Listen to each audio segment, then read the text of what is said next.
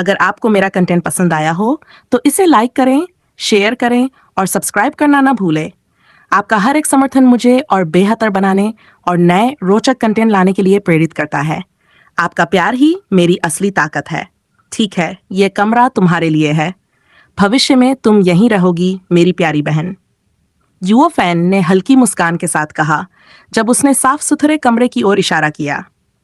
कमरा, जो अब भी पूरी तरह से बेदाग था, उसे एक सुरक्षित आश्रय जैसा महसूस हुआ। महिला ने हल्की हैरानी से उसकी ओर देखा। उसकी आंखों में एक कितनी चमक थी। वर्षों के संघर्ष और अनगिनत कठिनाइयों के बाद इस पल ने उसे राहत दी थी। तुम्हारा दिल बहुत बड़ा है जुओ फैन, उसने धीरे से कहा, अपनी भावनाओं को शब्दों में पिरोने की कोशिश करती हुई। जुओ फैन ने बस एक छोटी सी मुस्कान दी और उसे कमरे के भीतर जाने का इशारा किया। फिर बिना किसी अतिरिक्त शब्द के वह पलटकर वहां से चला गया। महिला ने एक पल उसकी फीकी होती हुई छवि को देखा और फिर जैसे अचानक याद आया, चिल्लाई, जुओ फैन, पिछले दिनों मैंने तुम्हें और तुम्हारे बेटे को बाजार में खेलते देखा। युवा फैन ने हैरानी भरी नजर से पीछे मुड़कर देखा। उसकी भौहें हल्की सी तनी। और क्या? तुम दोनों बहुत अच्छे लग रहे थे, उसने हल्के व्यंगी के साथ कहा। तुम्हारा ऐसा स्नेह देखकर लगता नहीं कि तुमने अपनी पत्नी को छोड़ा होगा। तुम ऐसे इंसान नहीं लगते। जुओ फैन ने एक गहरी सांस ली। बेटा और पत्नी दो अलग चीजें हैं। बेटे के लिए मेरा प्यार कम नहीं होता, चाहे मेरा जीवन कैसा भी हो। उसके शब्दों में एक अस्पष्ट उदासी थी। वह पलटा और चलता बना, लेकिन जाते हुए उसकी आंखों में कुछ छिपा हुआ दर्द झलक गया। महिला उसे जाते हुए देखती रही। उसके दिल में सवाल उमड़ रहे थे। जुओ फैन जितना दिखता था उससे कहीं अधिक जटिल था। आखिर उसके भीतर क्या छुपा है? उसने खुद से सवाल किया। कुछ देर सोचने के बाद उसने कमरे में लौटने का इरादा छोड़ दिया और पीछे मुड़कर पिछवाड़े की ओर चल दी। चांदनी की नरम रोशनी में पिछवाड़े में एक पुरानी पत्थर की मेज पर चांद की हल्की रोशनी में एक छोटा सा खिलौना पकड़े एक बच्चा मुस्कुरा रहा था। ये गुसेंटोंग था। उसकी मासूमियत ने उस पल को और भी प्यारा बना दिया। हालांकि वह शारीरिक रूप से 30 साल से अधिक का था, लेकिन उसके दिल में अभी भी एक बच्चे जैसा उत्साह और स्नेह जीवित था। पिछले कुछ दिनों में जू फैन ने अपने सभी काम छोड़कर उसके साथ समय बिताया था। यह एहसास गुसेंटोंग के लिए अनमोल था। यह न केवल उसके अकेलेपन को दूर कर रहा था, बल्कि वह खोया हुआ मासूम बच्चा फिर से जाग उठा था। जब वह अपने खिलौने के साथ मस्ती में डूबा हुआ था, अचानक उसने पीछे किसी के कदमों की आहट सुनी। उसने ध्यान दिया, लेकिन उसे अनदेखा करने का नाटक किया। गुसेंटोंग, क्या तुम मुझसे बात करोगे? गुसेंटोंग ने धीरे से सिर उठाया। उसकी आंखों में मासूमियत और थोड़ी जिज्ञासा थी। तुम यहाँ क्यों आई हो? क्या तुमने जुओ फैन को कुछ कहा? महिला ने हल्के से मुस्कुराते हुए जवाब दिया। नहीं, मैं सिर्फ तुम्हें देखना चाहती थी। तुम दोनों के बीच का बंधन वह बहुत खूबसूरत है। गुसेंटो की आंखें थोड़ी नम हो गईं। वह जानता था कि जुओ फैन का प्यार वास्तविक है, लेकिन उसे अब भी कई सवालों के जवाब चाहिए थे। महिला ने धीरे से कदम बढ़ाए और गुसेंटोंग के पास आकर मुस्कुराते हुए कहा, वाह, क्या प्यारा खिलौना है। क्या तुम्हारे पिता ने इसे तुम्हारे लिए खरीदा है? गुसेंटोंग ने ठंडी निगाह से उसकी ओर देखा। उसकी मासूमियत में एक गंभीरता झलक रही थी। उसने शांत स्वर में जवाब दिया, अगर तुम्हारे पास कुछ जरूरी बात है तो सीधे बोलो, वरना जाकर सो जाओ। महिला थोड़ी अवाक रह गई। ये छोटा बच्चा इतना सीधे और बेबाक ढंग से बात कर सकता है, ये उसने नहीं सोचा था। उसने अपनी हंसी दबाई और शांत रहने की कोशिश की। 3 लिंक, तुम्हें अपनी बहन से इस तरह बात नहीं करनी चाहिए। ये थोड़ा असभ्य लगता है, उसने नर्म स्वर में कहा। गुसेंटोंग ने खिलौने को घुमाते हुए बिना उसकी ओर देखे कहा, एक महिला जो कभी मेरे और मेरे पिता को खत्म करने की कोशिश कर चुकी है, वह मुझसे अब विनम्रता की उम्मीद कैसे कर सकती है? महिला ने गहरी सांस ली, लेकिन इस बार वह मुस्कुराने की कोशिश करते हुए बोली, ठीक है बच्चा, मैं तुमसे बस एक सवाल पूछना चाहती हूँ। क्या तुम्हारे पिता ने सचमुच तुम्हारी मां को छोड़ दिया था? गुसेंटोंग का हाथ एक पल के लिए रुक गया। उसने धीरे से सिर उठाया, गहरी आवाज में कहा, हाँ, ऐसा ही है। महिला को यह सुनकर धक्का लगा। उसने खुद को संयत करते हुए फिर पूछा, क्या तुम्हें अपनी मां पसंद है? गुसेंटोंग ने बिना झिझक के कहा, हाँ, मैं उन्हें बहुत पसंद करता हूँ। तो क्या तुम्हें अपने पिता से नफरत नहीं होती? उन्होंने तुम्हारी माँ को छोड़ दिया। गुसेंटोंग ने खिलौने को देखते हुए कहा, नहीं, मुझे उनसे नफरत नहीं है। महिला और भी उलझन में पड़ गई। उसने पूछा। गुसेंटोंग ने गहरी सांस ली और हल्की आवाज में कहा, अगर मेरे पिता मेरी माँ के साथ रहने की जिद करते तो मेरी माँ मर जाती। क्या तुम्हें लगता है वह ऐसा करने देते? यह सुनकर महिला का चेहरा सफेद पड़ गया। उसके दिमाग में यह सवाल बार बार गूंजने लगा। उसकी उलझन को भंग करते हुए अचानक जुओफेन की आवाज आई, छोटा तीसरा बेटा, अभी भी जाग रहे हो? तुम्हारी उम्र में तो सोने का समय हो चुका है, जल्दी आओ। गुसेंटोग ने खिलौने को मेज पर रखा, महिला की ओर एक आखिरी नजर डाली और चुपचाप अपने पिता की ओर बढ़ गया। गुसंतोग ने फिर से महिला की ओर नहीं देखा और सीधे जुओफेन के कमरे में चला गया। उसने दरवाजे के पास रुककर हल्की आवाज में कहा, पिताजी ने मुझे बुलाया है, मुझे वापस जाना होगा। उसके इस दृढ़ निश्चय और शांत पर जाने वाले कदमों को देख महिला अपने भीतर एक हलचल को रोक नहीं पाई। उसने सोचा, बच्चे पिता की तरह ही होते हैं, उम्र चाहे जितनी भी हो, कुछ बातें हमेशा एक जैसी रहती हैं। उसने हल्की मुस्कान के साथ कहा, शायद वह व्यक्ति उतना असहनीय नहीं जितना मैं समझती थी। उधर जब गुसंतोग कमरे में आया तो जुओफेन चुपचाप मेज के पास बैठा हुआ था। उसने गुसंतोग की ओर देखकर थोड़ा मुस्कुराते हुए कहा, तुमने उस लड़की से इतना क्या कहा? गुसंतोग ने जवाब दिया, कुछ खास नहीं, बस यह कहा कि मैं नहीं चाहता कि वह तुम्हें बार बार डांटे। जुओफेन ने गहरी सांस लेते हुए कहा, तो क्या हुआ अगर वह डांटती है? वैसे भी मैं कोई बहुत अच्छा इंसान नहीं हूं, डांटा जाना मेरे लिए नई बात नहीं है। लेकिन गुसंतोग के चेहरे पर एक गंभीर भाव था। उसने कहा, पर मैं ये सहन नहीं कर सकता कि कोई तुम्हें डांटे, तुम मेरे पिता हो। इस पर जुओफेन कुछ पल के लिए शांत हो गए। उनके चेहरे पर एक नम मुस्कान उभर आई। उन्होंने धीरे से कहा, अच्छा बेटा। अगले दिन की सुबह जुओफेन और गुसंतोग ने साधना में एक पूरी रात बिताई। दरवाजा खोलते ही तरोताजा महसूस कर रहे दोनों बाहर जाने की तैयारी करने लगे। गुसंतोग ने उत्साह से कहा, पिताजी, वह लड़की फिर से आ गई है, अब क्या हम मजे से खेलना शुरू करें? जुओफेन ने हल्के से हंसते हुए कहा, बिल्कुल, जितना आराम से रहेंगे उतना ही अच्छा होगा। बड़ी मछली फंसने का इंतजार अभी बाकी है। गुसंतोग ने खुशी खुशी दरवाजे की ओर दौड़ लगाई। जुओफेन ने उसे जाते हुए देखा और एक सुखद संतोष महसूस किया। पिता पुत्र के इन दुर्लभ पलों का आनंद लेना चाहिए, उसने मन ही मन सोचा। उसी समय एक सुंदर छाया उनके सामने आकर रुक गई। ध्यान से देखने पर वह वही महिला निकली। उसके चेहरे पर हल्की मुस्कान और आंखों में आत्मविश्वास था। उसने कहा, तुम दोनों जा रहे हो, मुझे भी साथ ले चलो। जुओफेन ने हैरानी से कहा, तुम्हें साथ ले चलें? क्यों? गुसंतोग ने तुरंत नाराजगी दिखाते हुए कहा, हम पिता पुत्र का समय बिताने जा रहे हैं, तुम्हें क्यों ले जाएं? महिला ने उसकी बात पर ध्यान न देते हुए जुओफेन की ओर देखा और गंभीरता से कहा, तुम बाहर जाने के बहाने कहीं और न जाओ, इसलिए मुझे साथ आकर ध्यान रखना होगा। जुओफेन ने उसकी बात पर कुछ पल सोचा और फिर मुस्कुराते हुए कहा, ठीक है, अगर तुम इतना जिद कर रही हो तो आ जाओ, लेकिन मैं चेतावनी दे दूं, ये समय खास है, गलतफहमियां न पालना। महिला ने हैरानी से पूछा, गलतफहमियां? कैसी गलतफहमियां? जुओफेन ने हल्के से मुस्कुराते हुए सिर हिलाया और कुछ नहीं कहा। उनकी मुस्कान में एक रहस्य छिपा था। सड़क पर जुओफेन, गुसेंटोंग और महिला धीरे धीरे चल रहे थे। उनके चारों ओर हलचल भरी दुनिया थी, लेकिन जुओफेन का ध्यान कहीं और था। इस बीच आसपास खड़े एक व्यक्ति ने मुस्कुराते हुए कहा, अरे मिस्टर गू, आपने फिर से लिंगलैंग को साथ लाया है। आप वाकई एक बहुत अच्छे पिता हैं। 10 दिनों से आप अपने बेटे के साथ हैं और इस बार तो और भी बढ़िया है। अब तो आपने अपनी पत्नी को भी साथ ला लिया है। दूसरे व्यक्ति ने तुरंत चुटकी ली, हाँ, और श्रीमती जुन, स्वर्ग जैसी शोभा और सुगंध से भरपूर, इसे घर में कैसे छुपा सकते हैं? आज तो आपने उन्हें बाहर ला ही दिया। हाँ हाँ हाँ। यह सुनकर जुओफेन ने बस हल्के से सिर हिलाया और मुस्कुराते हुए आगे बढ़ गया, मानो उसने कुछ सुना ही न हो। लेकिन महिला जो उनके पीछे थी, उसका चेहरा शर्म से लाल हो गया। उसने गुस्से और हिचकिचाहट में कहा, तुम उन्हें समझाते क्यों नहीं? मैं तुम्हारी पत्नी नहीं हूं, तुम्हारी चचेरी बहन हूं। जुओफेन ने बिना किसी उत्साह के कंधे उचकाते हुए जवाब दिया, समझाने का कोई मतलब नहीं है। ये लोग तो बातें बनाने के शौकीन हैं। तुम कुछ भी कह लो, कोई फर्क नहीं पड़ेगा। मैं इस पर ध्यान देकर अपना समय बर्बाद नहीं करना चाहता। महिला ने उसे घूरकर देखा लेकिन कुछ कह नहीं पाई। जुओ फैन के चेहरे पर एक हल्की सी मुस्कान थी। उसकी नजर बार बार इधर उधर घूम रही थी, जैसे कुछ ढूंढ रहा हो।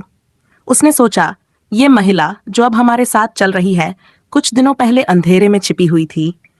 अगर मैं इसे दिन की रोशनी में बाहर लाऊं, तो जिनसे इसे डर है वे इसे जरूर ढूंढ लेंगे।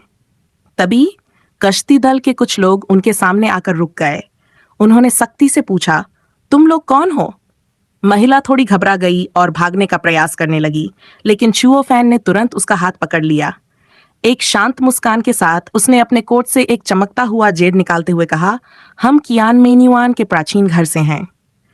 गश्ती दल के नेता ने जेड पर एक नजर डाली और तुरंत समझ गया। उसने सिर झुकाते हुए कहा, ओह, ये तो प्राचीन परिवार के सदस्य हैं, गु यिफान, गु सेंटोंग और गु हल्का धुआं। ठीक है, आप लोग जा सकते हैं। उनके जाने के बाद महिला कुछ पल के लिए हैरान रह गई। उसने सोचा, ये इतना आसान कैसे हो गया?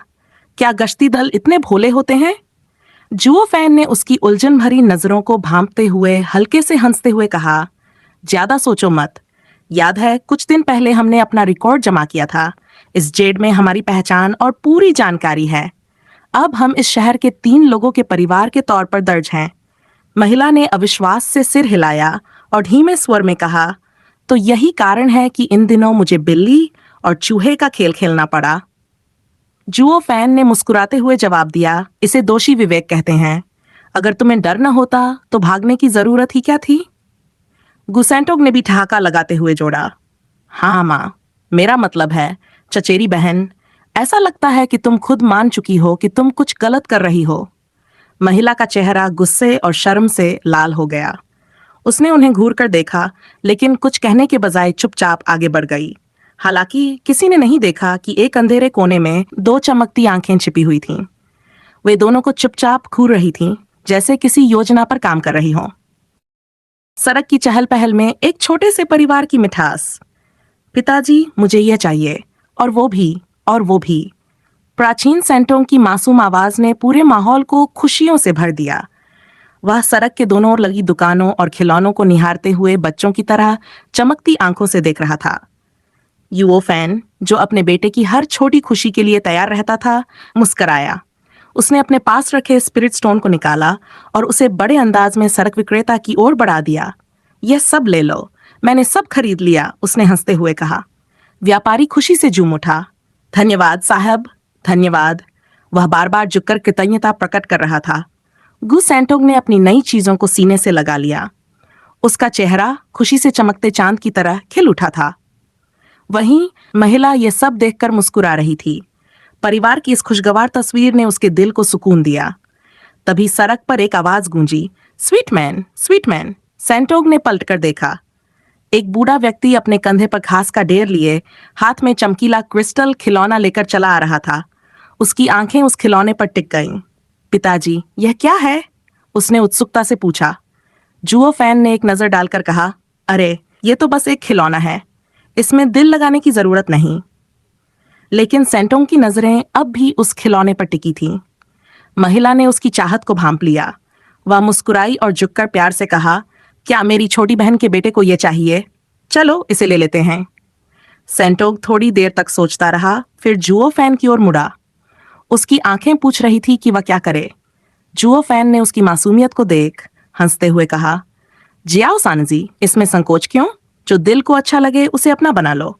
सेंटोग ने खुशी खुशी सिर हिलाया। फिर उसने इधर उधर देखा और बस एक खिलौने पर ही नहीं, बल्कि कई चीजों पर अपनी पसंद जाहिर की। महिला उसे देखकर हंसी। फिर जुओ फैन की ओर देखते हुए कहा, मुझे पता था, तुमने इसे बिगाड़ दिया है। सेंटोंग ने अपनी छोटी सी मासूमियत के साथ जुओ फैन की ओर देखा। उसकी नन्ही सी शिकायत और सूजा हुआ चेहरा देखकर महिला का दिल पिघल गया। उसने हंसते हुए कहा, ठीक है जियाओ सानजी, जो तुम्हें चाहिए वह सब तुम्हारी बहन तुम्हारे लिए लेगी। महिला की यह बात सुनकर सेंटोंग की खुशी चरम पर थी। वह खिलखिला उठा। परिवार के तीनों सदस्य हंसते खेलते आगे बढ़ गए। उस शाम की रोशनी में वे एक दूसरे की खुशी में घुलते जा रहे थे, जैसे यह पल हमेशा के लिए ठहर गया हो। सड़क की भीड़ भाड़ के बीच वह महिला अपनी जगह से उठी और चीनी वाले के पास चली गई। लेकिन जुओ फैन की ओर एक नजर डालने के बाद वह फिर से रुक गई। उसकी आंखों में छलकता गुस्सा था या कोई अनकही शरारत, यह समझना मुश्किल था। जुओ फैन ने उसकी ओर देखने की जहमत नहीं उठाई। उसने बस गुसेंटों का नन्हा हाथ थामा और रंगीन बाजार के जीवंत नजारे का आनंद लेने लगा। अरे, इस चीनी वाले के पास कितने स्पिरिट स्टोन होंगे? गुसेंटोंग ने उत्सुकता से पूछा। जुओ फैन हंसकर कुछ कहने ही वाला था कि अचानक कुछ अजीब हुआ। महिला, जो अभी तक सवाल पूछ रही थी, मानो हवा में गायब हो गई। आसपास के किसी ने इस बात पर ध्यान नहीं दिया। चीनी वाले ने सिर उठाया, थोड़ा हैरान होकर इधर उधर देखा। अरे, अभी अभी कोई मुझसे बात कर रहा था, है ना? ये अचानक कहाँ चला गया? उसने सिर हिलाया और दोबारा अपनी पुकार में लग गया, टैंगरेनर टैंगरेनर। लेकिन उस पल बाजार के शोर शराबे से दूर एक सन्नाटा भरा कोना था। वहां महिला खड़ी थी, उसके चेहरे पर चिंता और अनिश्चितता की छाया थी। शांत रहो, ये मैं हूं। एक जानी पहचानी आवाज उसके कानों में गूंजी। उसने हड़बड़ाकर उस आवाज की दिशा में देखा और हैरानी से सन्न रह गई।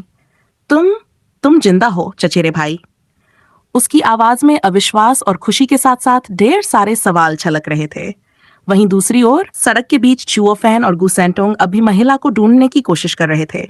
अजीब है, चुओ फैन ने सोचते हुए कहा। वह अचानक कहाँ गायब हो गई?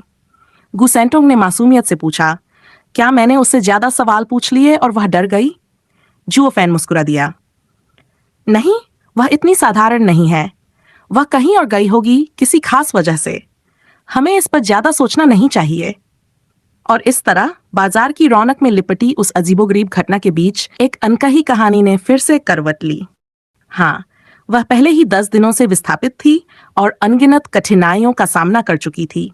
क्या यह विश्वास करना आसान है कि वह अकेले ही फेयुन शहर जाने का साहस जुटा पाएगी?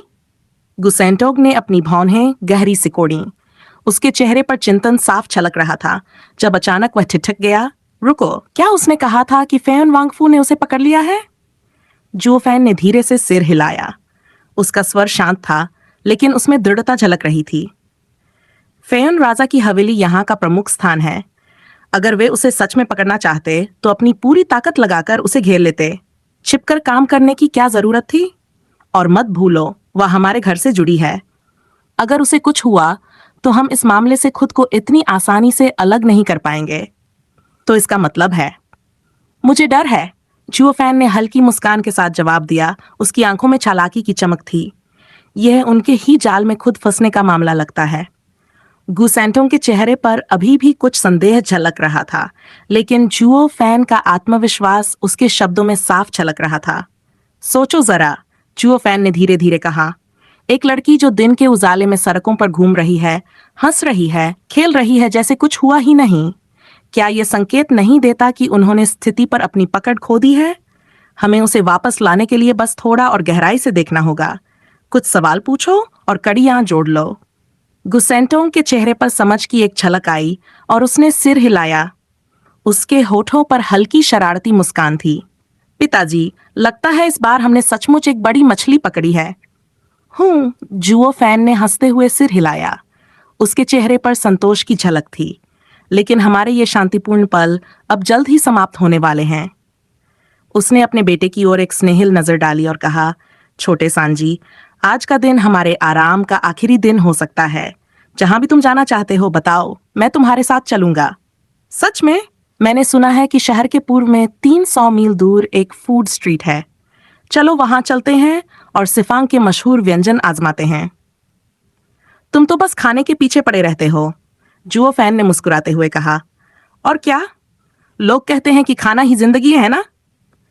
सांजी ने शरारती अंदाज में जवाब दिया। उन दोनों की हल्की फुल्की हंसी गूंज उठी और वे अपनी मंजिल की ओर बढ़ गए। उनके बीच एक अनकही समझ थी। वे अपने सामने आने वाले खतरों से वाकिफ थे, लेकिन फेयुन शहर में शांति के इन आखिरी पलों को जी भरकर जीना चाहते थे। आधी रात को चांद की शांत और मृदु रोशनी पूरे आकाश में फैल रही थी। दुनिया जैसे थम गई थी, प्रतीक्षा की घड़ी में डूबी हुई। मैं धीरे धीरे उनके घर लौटा, मन विचारों से भरा और शरीर थकावट से बोझिल। जैसे ही मैंने दरवाजे को हल्के से धक्का दिया, अचानक ऐसा लगा जैसे पीछे से कोई मौजूदगी मुझ पर छा गई हो। इससे पहले कि मैं कुछ समझ पाता या आवाज निकाल पाता, दो बड़े मजबूत हाथों ने मेरे मुंह को धीरे से ढक लिया, मेरी कोई भी आवाज बाहर निकल सके। दरवाजा एक हल्की सी आवाज के साथ बंद हुआ। उसकी कुंडी की छोटी सी खट की आवाज रात की गहराई में गूंज उठी। दो छायादार आकृतियां सामने आईं। उनके हाव भाव में एक निश्चितता थी, पर साथ ही एक अनोखी नरमी भी। उन्होंने हमें तेजी से आंगन की ओर ले जाना शुरू किया। उनका आचरण ऐसा था जैसे वे हर कदम को सावधानी से नाप रहे हों, जैसे हरकत का मकसद हो। गु सेंटोंग हैरान था। उसकी मुट्ठियां खुद ब खुद कस गई, जैसे वह तत्काल कुछ करने को तैयार हो। लेकिन तभी चुओ फैन ने एक नजर से उसे रोक दिया। उसकी आंखों में साफ साफ संदेश था, शांत रहो, प्रतीक्षा करो। अनमने ढंग से गुसेंटोंग ने खुद को ढीला छोड़ दिया। दोनों ने प्रतीत होने वाला हल्का प्रतिरोध दिखाया, मानो मजबूरी में अपनी स्थिति से जूझ रहे हों, लेकिन भीतर से हरकतें जुओफैन की योजनाओं के अनुरूप थीं। उन्होंने बिना कुछ कहे एक गहरी बेचैनी का चित्र खींचा। उनकी हल्की घुटी हुई आवाजें, चेहरे पर संघर्ष का नाटक और कृत्रिम हताशा ने ऐसा एहसास दिलाया कि वे सचमुच मदद के लिए पुकारना चाहते हैं, पर असफल हो रहे हैं। उनका प्रदर्शन गहराई से सोचा समझा था। ऐसा लग रहा था जैसे वे अपनी पूरी शक्ति से प्रयास कर रहे हों। थोड़ी ही देर में वे हमें एक भव्य हॉल में ले आए। यह स्थान विशाल और प्रभावशाली था, जहां दीवारों के साथ कतारबद्ध दो पंक्तियां खड़ी थीं। हर व्यक्ति की उपस्थिति सजीव और मजबूत थी। उनकी चुप्पी एक प्रकार की गंभीरता और अनुशासन का आभास दे रही थी। हॉल के केंद्र में एक व्यक्ति बैठा था। उसकी चांदी सी चमकती कनपटियां, चौकोर चेहरा और आंखों में अनुभव की गहराई थी। उसकी उपस्थिति में एक आकर्षक शांति थी, लेकिन उसका रुतबा ऐसा था कि वह अपनी जगह पर बिना कुछ कहे भी अधिकार का एहसास दिला रहा था। जुओफैन ने एक पल के लिए उस आदमी को देखा और उसकी आंखों में एक संतोष की झलक आई। उसके होंठों के कोनों पर एक हल्की मुस्कान उभरी। उसे पता था वह जिस अवसर का इंतजार कर रहा था वह अब उसके सामने था। जिन आकृतियों ने हमें अंदर लाया था, उनमें से एक ने धीरे से कहा, ठीक है, अब शांत हो जाइए। यहां आपकी कोई हानि नहीं होगी। सहयोग करेंगे तो सब अच्छा रहेगा। उनकी आवाज दृढ़ थी, पर उसमें किसी तरह का आक्रोश नहीं था। कमरे में फिर से सन्नाटा पसर गया। एक गहरी प्रत्याशा हर कोने में गूंज रही थी। जुओफैन को यकीन था कि यह सिर्फ शुरुआत थी और वह इस खेल की अगली चाल चलने के लिए तैयार था। जुओफैन का शरीर बेकाबू होकर कांप रहा था। उसकी बेचैनी जैसे हर हरकत में छलक रही थी। सिर थोड़ा झुका हुआ, चौड़ी, डरी हुई आंखें कमरे में इधर उधर घूम रही थीं, जैसे मदद की तलाश कर रही हों। हर नजर के जवाब में उसके हाव भाव और अधिक विनम्र और डरे हुए होते जा रहे थे। अरे भाई, ये क्या कर रहे हो? अधेड़ उम्र के व्यक्ति ने गहरी भौहें चढ़ाते हुए कहा। उसके स्वर में अधिकार और हल्की फटकार का मिश्रण था। हम मेहमान हैं, न कि लुटेरे। ये कोई तरीका है मेजबान से पेश आने का? और यहाँ एक बच्चा भी है। उसके बोलते ही दोनों व्यक्ति फुर्ती से पीछे हट गए, झुककर माफी मांगते हुए बोले, मालिक, हमें माफ कर दीजिए। वे पीछे हट गए और अपनी जगह पर खड़े हो गए, सिर झुका हुआ। अधेड़ व्यक्ति ने एक हल्की सांत्वना भरी मुस्कान के साथ जुओफैन की ओर देखा। वह कुछ कहने ही वाला था कि जुओफैन ने घबराहट में हाथ उठाकर बीच में ही बोलना शुरू कर दिया। उसकी आवाज हड़बड़ी और भय से कांप रही थी। कृपा करके सुनिए महाराज, आप जरूर मुझे किसी और के लिए गलत समझ रहे होंगे। मैं तो बस अभी हाल ही में फेयन शहर में आया हूँ। जी, जिजो से। मैं इस घर के पिछले मालिक को बिल्कुल नहीं जानता। अगर कोई समस्या है तो यकीन मानिए वह मुझसे नहीं है। अधेड़ व्यक्ति हल्के से मुस्कराया। भाई, लगता है तुमने गलत समझ लिया। हम यहाँ बदला लेने नहीं आए। तो हे भगवान, ये डकैती है ना? जुओफैन ने अपनी छाती पर हाथ रखते हुए हाँफते हुए कहा। उसके चेहरे पर गहरा आतंक छा गया था। लेकिन मैंने सुना था कि फेयन शहर बहुत सुरक्षित जगह है। यहाँ तो कानून व्यवस्था का बोलबाला है। ऐसा कैसे हो सकता है? मध्यम आयु के व्यक्ति की भौहें हल्की सी सिकुड़ गईं। उसने क्षण भर के लिए अपनी पलकें झपकाई, जैसे इस अजीबोगरीब धारणा ने उसे असमंजस में डाल दिया हो। भाई, मेरी बात सुनो। हम नहीं, मेरी बात सुन लीजिए। जुओफैन ने फिर बीच में टोका। उसका स्वर अब पूरी तरह से विनती में बदल चुका था। मैं तो बस एक मामूली इंसान हूं, एक साधारण सा साधक जो सबसे निचले स्तर पर भी ठीक से टिक नहीं पाता। फेयन शहर में मेरी क्या औकात होगी? और देखिए, मैं तो बस एक बच्चा पाल रहा हूं। हमारे पास कोई खजाना नहीं है, सच कह रहा हूं। और ये घर, हाँ, ये पहले किसी बड़े आदमी का रहा होगा, लेकिन मैंने तो इसे इसलिए खरीदा क्योंकि यह सस्ता था। अमीर मैं? ऐसा बिल्कुल मत सोचिए। उसने गहरी सांस ली और कंधे झुका लिए, जैसे हर शब्द के साथ उसकी थकान और बढ़ रही हो। मैं तो बस अपना जीवन ईमानदारी से जीने की कोशिश कर रहा हूँ। कृपा करके मुझे माफ कर दें। मध्यम आयु के व्यक्ति ने ठहरकर उसे देखा। उसकी मुस्कान अब और भी गहरी हो गई थी। उसके होंठ हिले, लेकिन वह हंसी रोकने की कोशिश कर रहा था। इस युवक की नाटकीयता ने उसे पूरी तरह से अवाक कर दिया था। उसके होंठ के कोने में हलचल सी हुई, मानो कुछ अनकही बेचैनी ने उसे छू लिया हो। उसने अपनी परछाई पर एक नजर डाली और फिर अपने साथ खड़े लोगों की दो साफ सुथरी पंक्तियों पर। एक हल्की व्यंग्यात्मक मुस्कान उसके चेहरे पर उभर आई। धीरे धीरे बुदबुदाया, कहो तो क्या हम लुटेरों के किसी गिरोह जैसे नहीं लगते? ये सुनते ही समूह के लोग एक दूसरे की ओर देखने लगे। उनके चेहरे पर पहले अविश्वास, फिर धीरे धीरे हंसी का असर दिखा। गुरुजी, ऐसी बातों पर ध्यान देने की कोई जरूरत नहीं है। 5 चमत्कारों का साधक आखिर समझेगा ही कितना? सच में गुरु, आप इतने बुद्धिमान हैं। ऐसे किसी की बकवास पर क्यों गौर करें? बिल्कुल सही। वह डर से बेतरतीब बोल रहा है, कुछ मतलब ही नहीं है उसकी बातों में। सहमति की एक आवाज समूह में गूंज उठी। कुछ ने खुलकर हंसना शुरू कर दिया, तो कुछ ने संतोषजनक मुस्कान के साथ सिर हिलाया। कुछ ने तो यहां तक कर लिया कि पीछे झुककर अपनी आंखें बंद कर ली, मानो इस विषय को उनका ध्यान देना भी जरूरी न हो। लेकिन रुकिए, इसे इतनी आसानी से नजरअंदाज करना ठीक नहीं होगा। एक शांत और दृढ़ आवाज ने बीच में बात काट दी। समूह के बीच बैठे मध्यम आयु वर्ग के व्यक्ति ने अपना हाथ धीरे से उठाया और सभी का ध्यान खींच लिया। उसकी आवाज में तर्क और गंभीरता का ऐसा मेल था कि माहौल तुरंत शांत हो गया। कहावत है, खरबूजा जाली के नीचे हो तो शक होता है। जब हम यूं ही बिना कहे किसी के घर में घुस आते हैं, तो उनके लिए हमें गलत समझना स्वाभाविक है, परंतु ये हमारा इरादा है जो सच मायने रखता है। चाहे हमारी स्थिति कितनी भी विषम क्यों न हो, हमें अपने मूल्यों को बनाए रखना चाहिए। डर या जबरदस्ती का सहारा लेना हमारी गरिमा को ठेस पहुंचाएगा और हमें उन लोगों जैसा बना देगा जिनसे हम घृणा करते हैं। अगर हमने अपने सिद्धांतों को खो दिया, तो हमारी पहचान और मर्यादा का क्या होगा? ये हमारे पूरे कबीले के लिए एक शर्मिंदगी होगी। उनके शब्दों ने पहले की गर्मजोशी को ठंडा कर दिया। समूह के सभी लोग एक साथ अपने सिर झुकाकर अपनी स्वीकृति प्रकट करने लगे। आप सही कह रहे हैं गुरु, उन्होंने लगभग एक सुर में कहा। मध्यम आयु वर्ग का व्यक्ति संतोष से सिर हिलाकर जुओ फैन की ओर मुड़ा। उसका चेहरा अब माफी की एक सच्ची भावना और विनम्रता के साथ भरा हुआ था।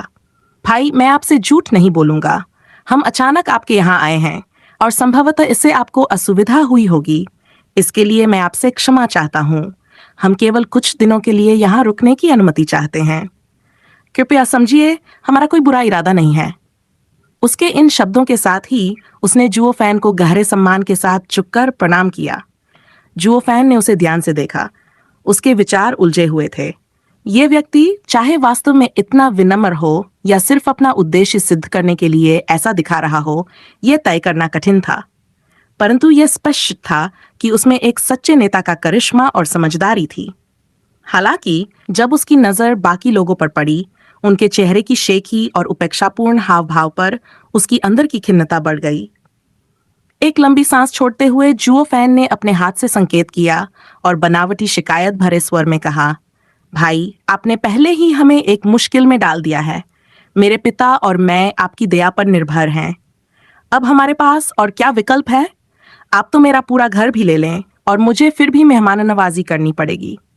जुओ फैन की इस चुटीली टिप्पणी पर अधेड़ व्यक्ति की मुस्कान और गहरी हो गई।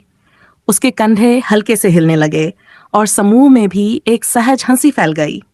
छोटे भाई, बात को इतना भारी मत बनाओ, उसने आत्मीयता से कहा। हम यहाँ तुम्हें चोट पहुंचाने नहीं आए हैं। ये सिर्फ एक अस्थायी निवास है, बस इतना ही। जुओ फैन ने संदेह भरी निगाहों से उसे देखा और व्यंग्यात्मक स्वर में कहा, बोलने में तो यह सब बड़ा आसान है, लेकिन आप लोग यहाँ मेरी तुलना में कहीं ज्यादा ताकतवर हैं। अगर आप चाहें तो मुझे कुचलना आपकी उंगली हिलाने जितना आसान होगा। माफ कीजिए अगर मैं थोड़ा सतर्क रहूं। उनकी इस टिप्पणी पर समूह फिर से हंस पड़ा। हालांकि उसी समय समूह का एक सदस्य चिढ़कर बोल पड़ा, तुम सवाल क्यों पूछ रहे हो? क्या यह पता लगाने की कोशिश कर रहे हो कि हम कौन हैं और कहां से आए हैं? इस अप्रत्याशित स्वर की तीव्रता से जुओ फैन एक पल को झिझक गया। उसने तुरंत अपने बेटे को और करीब खींच लिया और थोड़ा सा हटकर खड़ा हो गया, मानो उसकी रक्षा करना चाहता हो। मध्यम आयु वर्ग के व्यक्ति ने तुरंत स्थिति को शांत किया। उसने अपना हाथ उठाया और एक शांत, संयमित स्वर में कहा, शांति रखो दोस्तों, इसे और कठिन न बनाओ। हम यहाँ आपसी समझदारी से आए हैं। जुओ फैन के होंठों पर एक हल्की सतर्क मुस्कान आई। हालांकि उसके बेटे पर उसकी पकड़ अब भी मजबूत थी। उसने धीरे से कहा, ठीक है भाई, जब तक सभी लोग ये याद रखें कि हम सिर्फ मेजबान हैं, कैदी नहीं, मुझे लगता है कि हम ठीक से साथ रह सकते हैं। मध्यम आयु वर्ग का व्यक्ति इस जवाब पर मुस्कुराया। उसकी आंखों में एक अनोखी सराहना और आत्मीयता की झलक थी। Here's an enhanced and emotionally rich version of the scene, made more engaging while avoiding any elements of violence. Zhuo Fan ने आदमी की ओर कड़ी निगाहों से देखा, मानो उसकी बातों का सटीक मर्म टटोलने की कोशिश कर रहा हो। उसका तीखा अंदाज देखकर वह अधेड़ व्यक्ति हल्के से हंसा और एक शांत स्वर में बोला, सच कहूं तो इसमें छिपाने जैसा कुछ नहीं है। हम डोंगजोउ से आए हैं। डोंगजोउ? ओह! जुओ फैन के माथे की भौहें हल्के से तनी। उसने कुछ क्षण सोचते हुए सिर झुकाया, फिर एक लंबी सांस लेते हुए बोला, मैं शत्रुओं से बचते हुए सीजोउ में था। मेरा इरादा झोंगजोउ पार कर डोंगजोउ में शरण लेने का था, पर शुक्र है कि मैंने वह रास्ता नहीं लिया। लगता है डोंगजोउ की हालत झोंगजोउ से भी बुरी है। अगर आप जैसे बड़े लोगों की यह दशा है, तो अंदाजा लगाया जा सकता है कि वहां कैसी अराजकता होगी। पफ! मध्यम आयु वर्ग के व्यक्ति का चेहरा अचानक बदल गया। उसकी आंखों में हंसी और छल्लाहट का अजीब सा मिश्रण दिखाई दिया। उसने जुओ फैन को देखा और एक थके हुए स्वर में बोला, छोटे भाई, मैंने इतनी देर से यहां बात की और तुम अब भी हमें डाकू समझ रहे हो? नहीं नहीं, ऐसी बात कैसे कह सकता हूं? जुओ फैन ने जल्दी जल्दी हाथ हिलाए। आप जैसे सम्मानित व्यक्तियों को डाकू कहने की मेरी हिम्मत कैसे हो सकती है? आप तो बस थोड़े दिन ठहर रहे हैं, थोड़ा ले रहे हैं, थोड़ी मदद मांग रहे हैं। रही बात लौटाने की, वह आप जाने, मैं तो बिल्कुल परवाह नहीं करता। अधेड़ व्यक्ति ने निराशा में माथे पर हाथ रखा और गहरी सांस ली। ऐसा लगा मानो वह खुद पर हंस रहा हो। यह भी मेरी किस्मत है, उसने बड़बड़ाते हुए कहा। डोंगजोउ के एक प्रतिष्ठित परिवार का मुखिया होकर मुझे यहाँ इस छोटे से लड़के से डाकू होने का तमगा मिल रहा है। यह बात अगर डोंगजोउ में पहुंची तो हमारे साथी हंसते हंसते अपने दांत गिरा लेंगे। वह ये सोच ही रहा था कि तभी पीछे से एक खनकती हुई हंसी गूंजी, जो पूरे हॉल में गूंज उठी। उसने और जुओ फैन ने चौंक कर देखा। एक जानी पहचानी आकृति पीछे के दरवाजे से अंदर आती दिखाई दी। वह दिन भर से लापता रहस्यमयी महिला थी। उसकी आंखों में वही चंचलता और होंठों पर वही व्यंग्यात्मक मुस्कान थी, जिसने पहली बार सबका ध्यान खींचा था। पिता, वह मुस्कुराते हुए बोली, मैंने आपसे पहले ही कहा था कि आपसे मिलने का कोई फायदा नहीं है। यह आदमी तो शब्दों का खिलाड़ी है। आप उसके साथ बैठकर गंभीरता से बात करने की कोशिश क्यों कर रहे हैं? आप इतने सम्मानित हैं और देखिए, उसने आपको हंसी का पात्र बना दिया है। महिला के पीछे एक और युवक खड़ा था। उसका चेहरा तेजस्वी था, आंखों में आत्मविश्वास और तीक्ष्णता झलक रही थी। उसने सावधानी पूर्वक महिला के करीब रहते हुए विनम्रता से अधेड़ व्यक्ति को झुककर प्रणाम किया। चाचा, उसने धीमे स्वर में कहा, लेकिन उसकी नजरें जुओ फैन पर नहीं पड़ीं। वह महिला के पीछे खड़ा रहा, मानो किसी बंधन में बाधा हो। अधेड़ व्यक्ति ने उसकी ओर मुस्कुराकर सिर हिलाया। फिर उसने जुओ फैन की ओर इशारा करते हुए कहा, छोटे भाई, ये मेरी बेटी है, इसे तो तुम जानते ही होगे। जुओ फैन ने झिझकते हुए सिर हिलाया, लेकिन उसकी आंखों में असमंजस और अजीब सी बेचैनी थी। मैंने सुना है वह तुम्हारी चचेरी बहन है? अधेड़ व्यक्ति के होंठों पर हल्की मुस्कान आई। उसकी आंखों में एक शरारती चमक थी। अगर ऐसा है तो मैं उसका पिता हूं, यानी मैं तुम्हारा चाचा। और अगर चाचा अपने भतीजे के घर आए तो क्या इसे डकैती कहा जाएगा? उसके इस मजाकिया तर्क पर जुओ फैन कुछ पल के लिए निश्चल खड़ा रहा, लेकिन अंततः उसकी आंखों में एक चमक आ गई। उसने लंबी सांस छोड़ी और हल्के से हंस पड़ा। अधेड़ व्यक्ति ने भी हंसते हुए कहा, अब तो बात समझ में आई होगी छोटे भाई। जुओफैन ने हल्के व्यंग्यात्मक स्वर में उत्तर दिया, चाचा, समझ में तो बहुत कुछ आ गया है, लेकिन आपका परिवार जितना अजीब है उसे समझने में मुझे थोड़ा और समय लगेगा।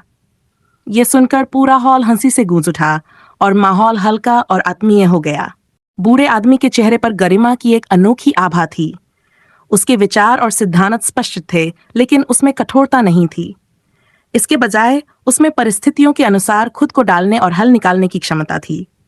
जुओफैन को यह देखकर अजीब सा आनंद आया कि कैसे कोई इतने आत्मविश्वास से दूसरों के घर पर कब्जा कर सकता है और फिर सहजता से रिश्तेदारी का दावा कर सकता है, जैसे ये सब सामान्य हो। भाई, मुझे अंकल कहो। जुओफैन ने गहरी सांस ली और अनमने से मुस्कुराया। अंकल, उसने भारी मन से कहा, लेकिन बूढ़े आदमी ने इसे बड़ी शालीनता से लिया, मानो उसे जीवन का सबसे बड़ा सम्मान मिला हो। बहुत बढ़िया, अब बात जम गई, उसने गर्व से सिर हिलाते हुए कहा, और उसकी आवाज में एक ऐसा आत्मविश्वास था मानो वह सच में जुओफैन का अभिभावक बन गया हो। जुओफैन ने ऊब भरी नजरों से उसे देखा और सीधे मुद्दे पर आते हुए कहा, ठीक है, बात साफ कर लेते हैं। मेरे पिता और मैं जिजो से यहाँ आए, ये घर खरीदा और सोचा कि यह हमारी शांति की जगह होगी। लेकिन नहीं, आपकी घायल बेटी मेरे जीवन में भूचाल लाती है।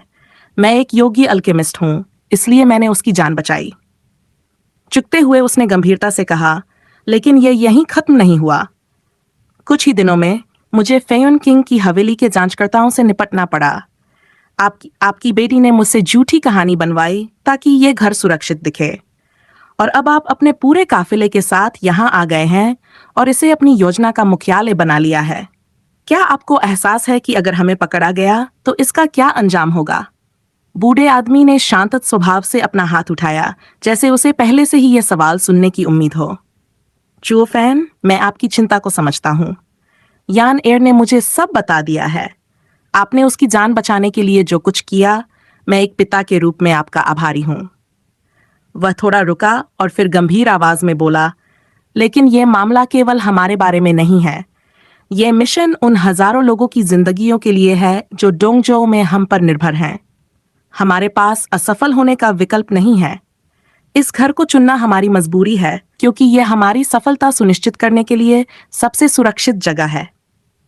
जुओफैन ने अपनी आंखें सिकोड़ते हुए कहा, तो आप सीधे सीधे कह रहे हैं कि आपकी योजना हमें किनारे करके यहाँ टिकने की है? नहीं, ऐसा बिल्कुल नहीं है, बूढ़े ने तुरंत जवाब दिया। उसका स्वर शांत और स्थिर था।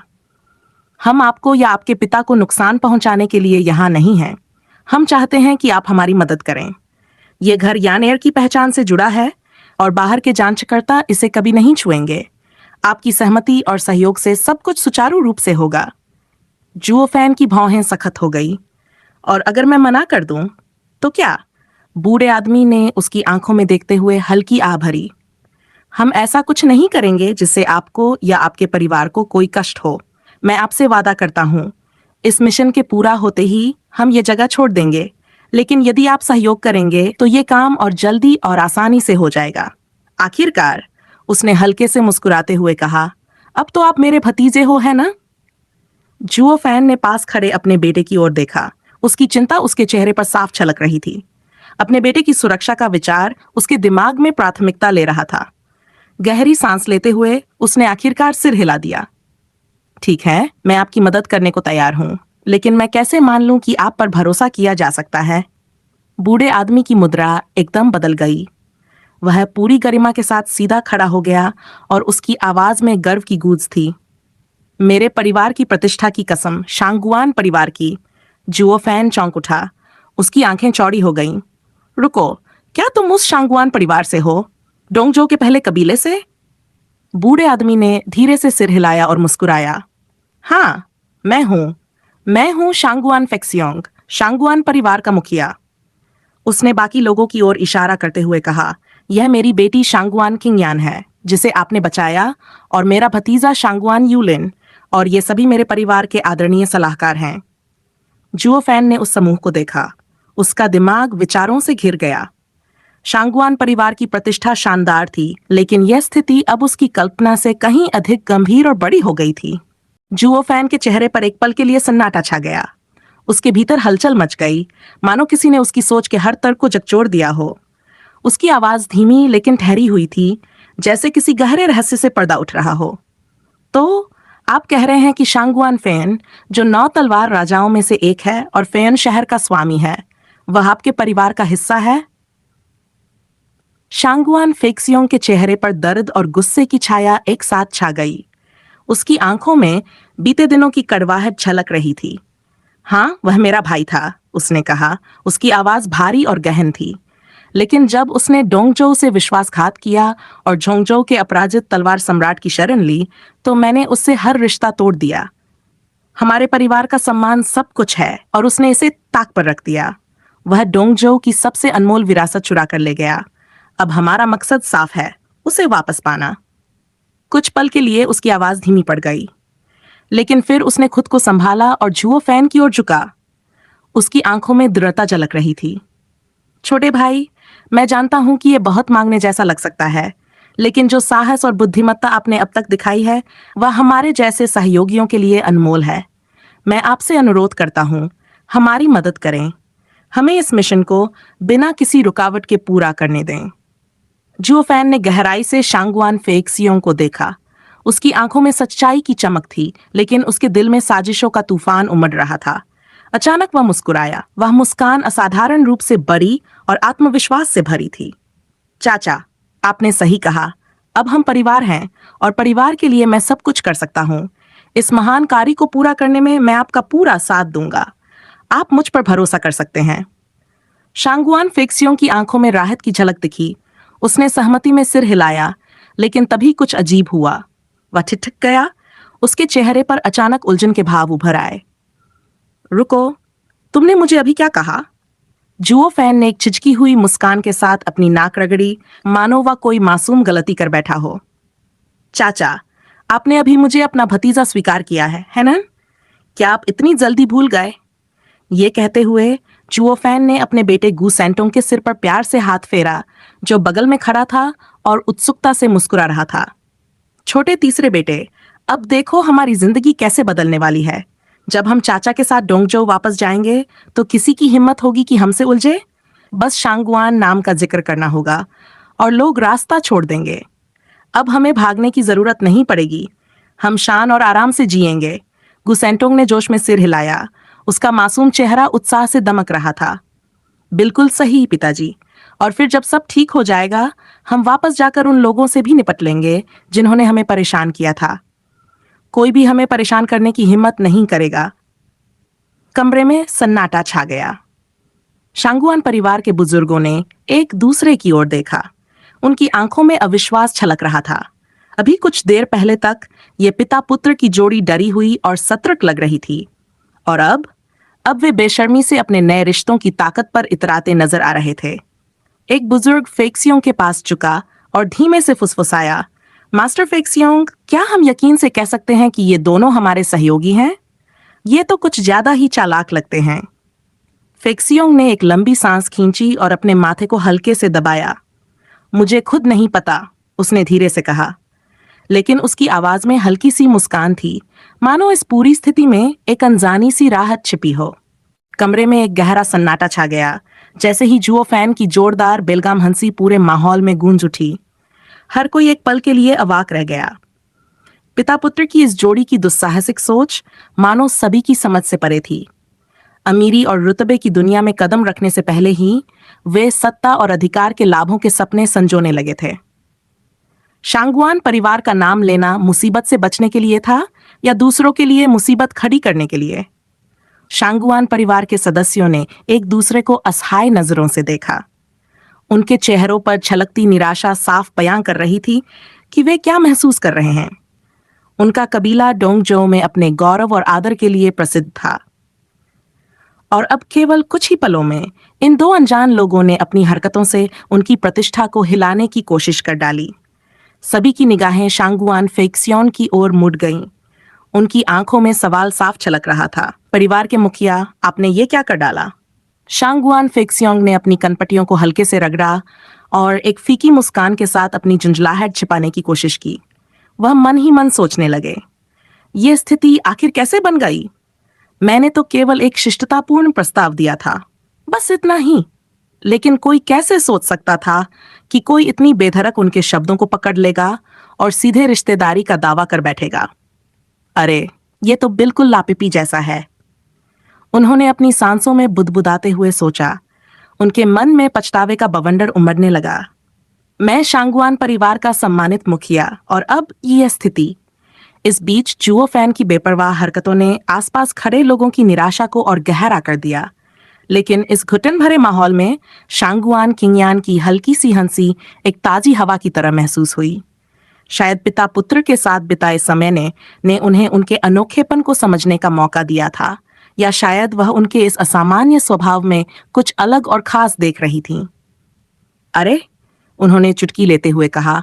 उनकी आंखों में हल्की शरारत छलक रही थी। अगर ऐसा ही चलता रहा तो तुम सच में मेरे चचेरे भाई बन जाओगे। जुओ फैन ने उनकी ओर देखा। उनके चेहरे पर एक गंभीर लेकिन अनकही मुस्कान थी। उन्होंने कुछ पल के लिए उसे गौर से देखा और फिर धीरे से सिर हिला दिया। चचेरा भाई? सच में? कौन बनना चाहता है तुम्हारा चचेरा भाई? अगर शांगुआन फेक्सियोंग इस समय जुओ फैन के दिमाग में झांक सकते तो शायद उन्हें गुस्से से अपना आपा खो देना पड़ता। तुम्हें पता भी है मैं तुम्हें क्या पेशकश कर रहा हूं? वह चीख उठते।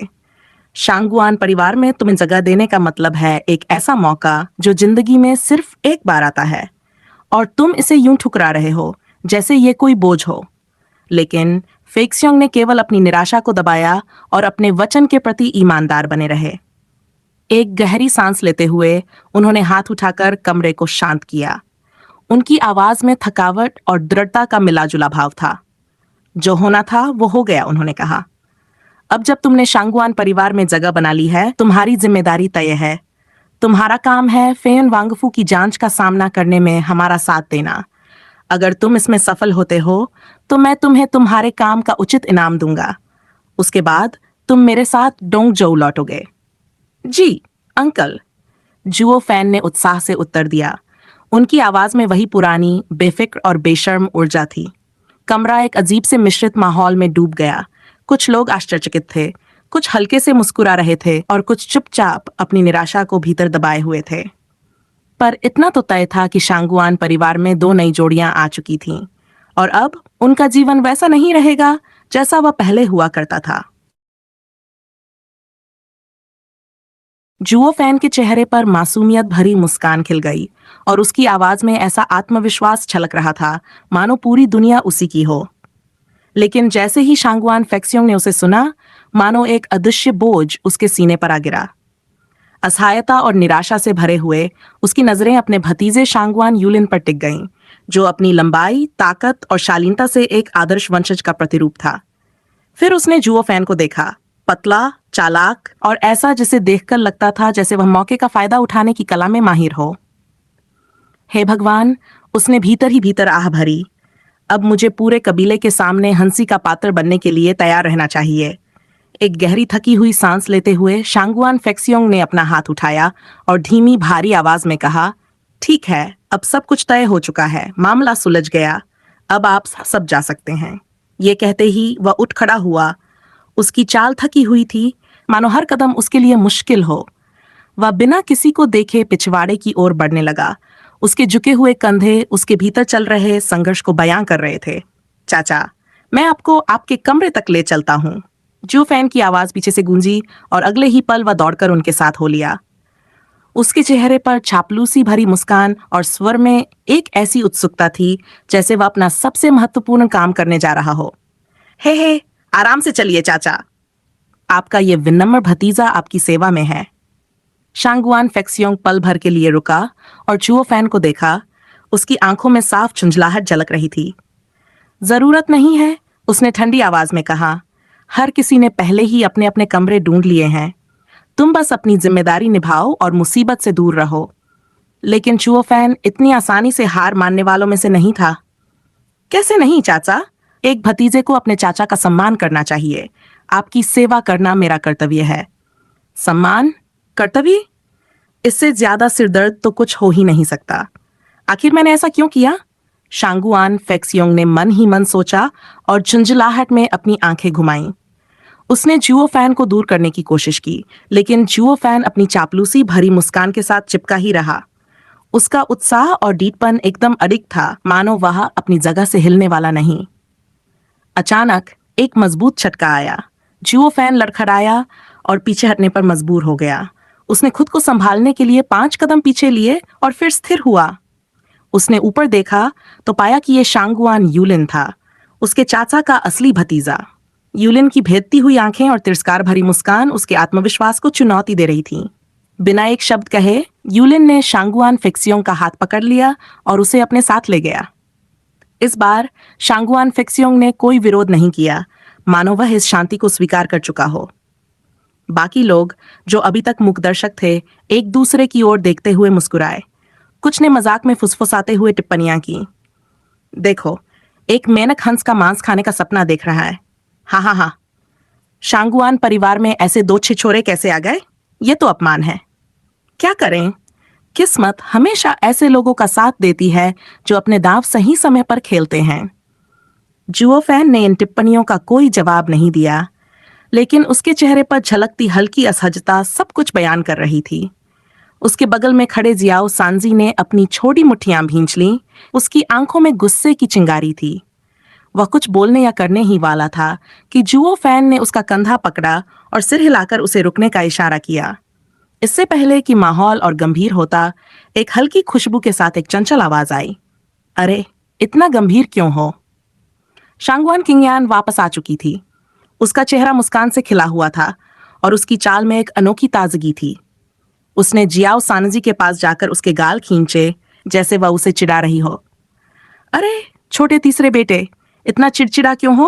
अब मैं तुम्हारी चाची हूं, समझे? हाँ हाँ हाँ, उसने हंसते हुए कहा। उसकी आंखें शरारत और खुशी से चमक रही थीं। जियाओ सांजी पल भर के लिए भौचक्का रह गया, फिर उसकी सारी झुंझलाहट गायब हो गई। जुओ फैन ने यह दृश्य देखा और उसकी हल्की मुस्कान में एक राहत का भाव उभर आया। भले ही अभी राह कठिन थी, लेकिन इस तरह के छोटे छोटे पल उसे आगे बढ़ने की ताकत दे रहे थे। जियाओ सानंजी ने शांगुआन किंगयान को गहरी और ठंडी नजर से देखा। बिना किसी हिचकिचाहट के उसने उसके नाजुक हाथ को हल्के से किनारे कर दिया और एक सूखी आवाज में कहा, मुझे क्या फर्क पड़ता है कि तुम मेरी चाची हो या नहीं?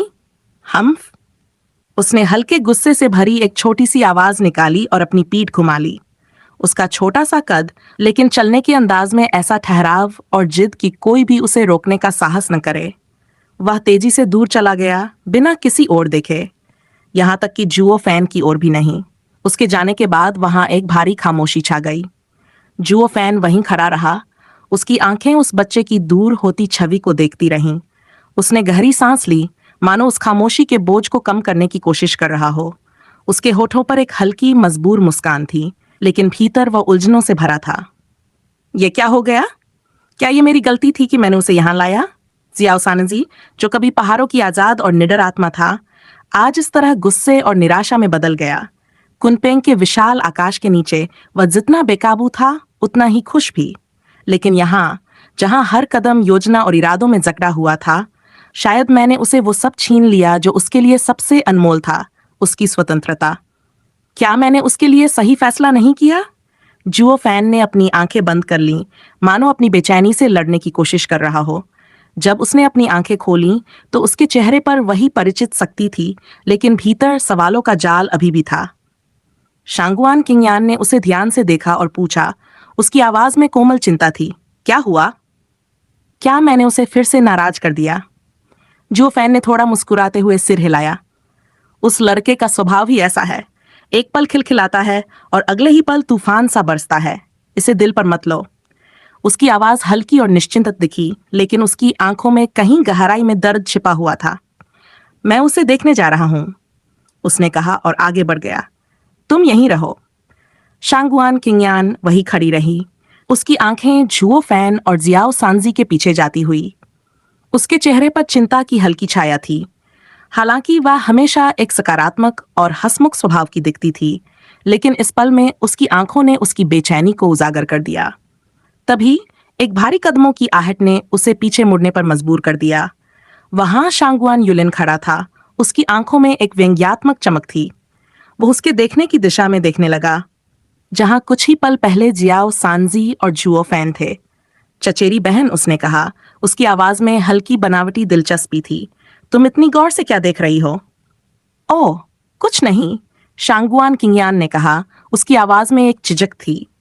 उसने अपनी नजरें दूसरी ओर मोड़ ली, लेकिन उसकी चिंता उसके हाव भाव में साफ झलक रही थी। मुझे लगा जियाओ सांजी परेशान था। शायद कुछ हुआ है। शांगुआन युलिन ने उसकी बात को हंसी में उड़ा दिया। उसकी मुस्कान में व्यंग्य का रंग गहरा हो गया। क्या हुआ होगा? एक मामूली पिता पुत्र की जोड़ी जो हमारी शांगुआन परिवार की ऊंचाई को पकड़ने की कोशिश कर रही है, क्या उनके पास शिकायत करने का भी कोई अधिकार है? शांगुआन किंगयान ने उसे गुस्से भरी नजर से देखा। तुम्हें उनके बारे में कुछ भी नहीं पता। वे ऐसे लोग नहीं हैं। शांगुआन युलिन ने अपनी आंखें संकरी कर लीं और ठहाका लगाया। क्या सच में? वे बेशक दिखावा अच्छा करते हैं, लेकिन असली इरादे छुपाए नहीं छुपते। ये सब बस उनकी चालाकी का हिस्सा है। तुम गलत हो। शांगुआन किंगयान ने गुस्से में उसकी बात काट दी। मैंने उनके साथ मुश्किल वक्त बिताया है। अगर वे लालची होते तो मुझे कब का दुश्मनों के हवाले कर चुके होते, लेकिन उन्होंने ऐसा नहीं किया। वे भले ही सीधे न दिखें, पर उनके इरादे नेक हैं। शांगुआन युलिन ने उसकी बात को नजरअंदाज करते हुए कहा, तुम हमेशा उनका बचाव क्यों करती हो? शांगुआन किंगयान के चेहरे पर एक सख्ती आ गई। उसने गहरी आवाज में कहा, क्योंकि मैंने उनकी सच्चाई देखी है। और तुमने? शायद अगर तुम उन्हें समझने की कोशिश करते तो यह घमंड और शक तुम्हारी आंखों से हट जाता। उसने एक आखिरी तीखी नजर शांगुआन युलिन पर डाली और वहां से चली गई। वह अपनी जगह खड़ा असमंजस में उसकी बातों को पचाने की कोशिश करता रहा।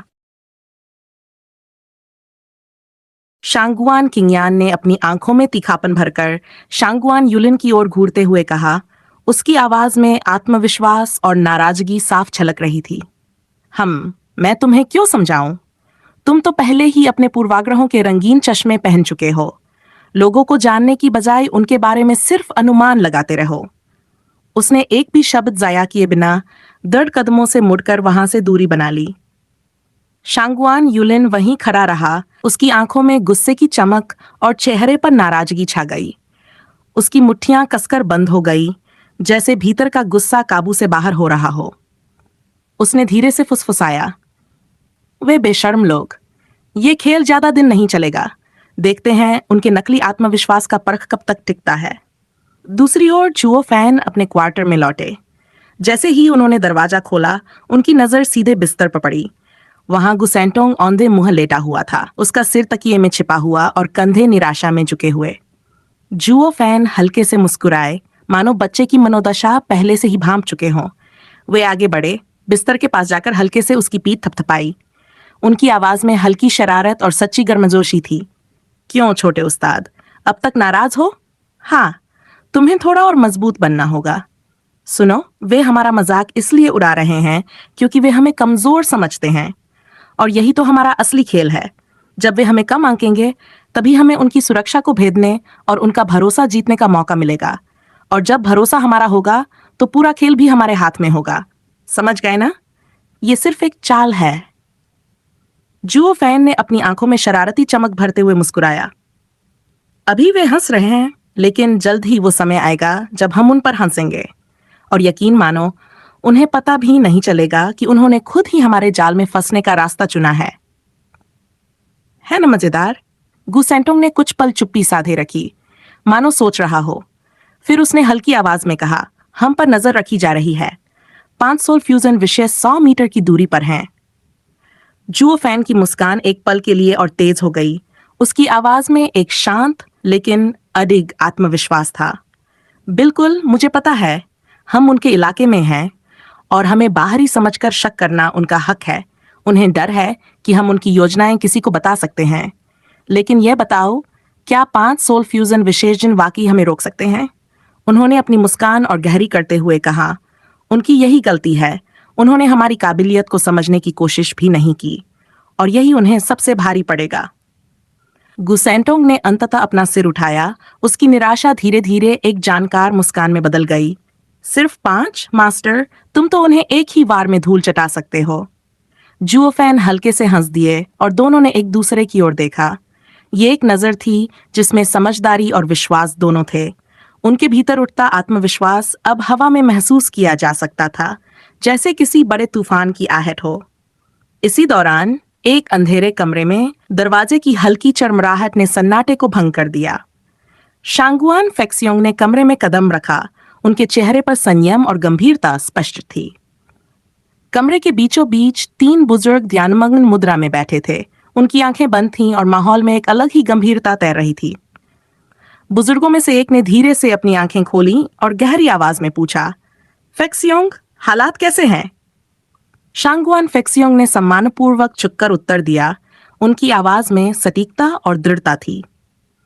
सम्माननीय बुजुर्गों, हमने जिन 2 लोगों पर शक किया वे असाधारण नहीं लगते। उनमें से एक तो महज 7-8 साल का बच्चा है। वे किसी बड़ी साजिश का हिस्सा नहीं लगते और न ही फेन पैलेस से कोई संबंध दिखता है। बुजुर्ग ने धीरे से सिर हिलाया। उनकी नजरों में संतोष झलक रहा था। ठीक है, फिर योजना के अनुसार काम करो। इस जगह को आधार बनाओ और छापे के दूसरे चरण की तैयारी शुरू करो। दूसरे बुजुर्ग ने अपनी आंखें खोलीं। उनकी आवाज तलवार की धार जैसी तेज और प्रभावशाली थी। इस बार हमें दिव्य हथियार किसी भी कीमत पर सुरक्षित करना है और डोंगजोउ वापस ले जाना है। कोई चूक नहीं होनी चाहिए। शांगुआन फेक्सियोंग ने गहरी सांस लेते हुए सिर झुकाया। उनकी आवाज में दृढ़ता की गूंज थी। आदेश स्पष्ट है, सम्माननीय बुजुर्गों। मैं सुनिश्चित करूंगा कि सब कुछ समय पर तैयार हो।